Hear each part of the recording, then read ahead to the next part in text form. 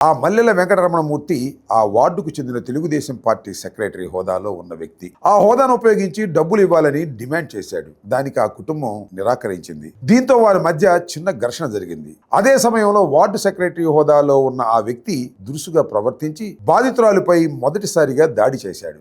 దీంతో బాధిత కుటుంబం పోలీస్ స్టేషన్కి వెళ్లి ఫిర్యాదు చేసింది. కానీ పోలీసులు ఎలాంటి చర్య తీసుకోలేదు. పోలీసులు ఎందుకు చర్య తీసుకోలేదు? ఇది ప్రశ్న. దీనికి సమాధానం ఏమిటంటే, స్థానిక శాసనసభ్యురాలు చర్యలు నిలిపివేయవలసిందిగా పోలీసు అధికారులకు ఫోన్ చేసి చెప్పింది. దాంతో పోలీసు అధికారులు కూడా చర్యలు నిలిపివేశారు.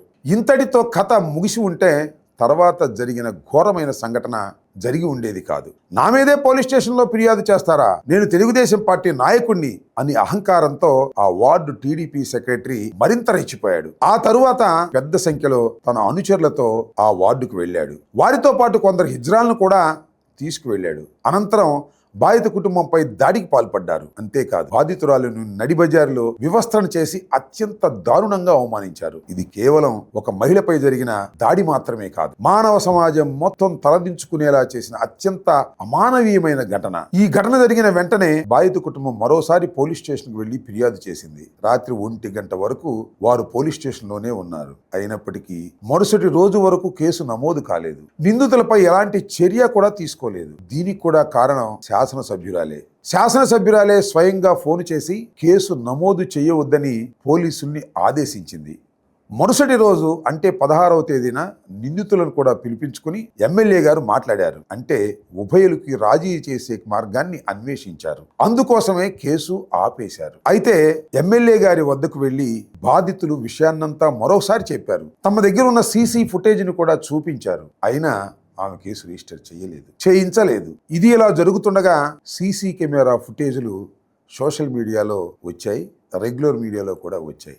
ఆధారాలన్నీ బయటికి వచ్చిన తర్వాత గత్యంతరం లేక పోలీసులు ఎఫ్ఐఆర్ నమోదు చేశారు. అప్పుడు మాత్రమే గల్లా మాధవి శాసనసభ్యురాలు పోలీసులకు ఆదేశించారు కేసు రిజిస్టర్ చేయమని. ఈ పరిస్థితుల్ని వక్రీకరిస్తూ కొత్త కథనాల్ని సృష్టిస్తూ ఈరోజు కొంతమంది నాయకులు తమ రాజకీయ లబ్ధి కోసం వాడుకుంటూ వినూత్నమైన వీడియోలు చేస్తూ అది మళ్ళీ ప్రజల్లోకి సోషల్ మీడియాలోకి సర్క్యులేట్ చేయడం మొదలుపెట్టారు.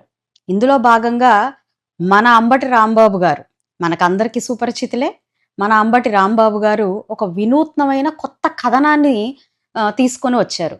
అయితే మనం జనరల్గా చిన్నప్పటి నుంచి కూడా పేదరాశి పెద్దమ్మ కథలు వింటూ ఉంటాం.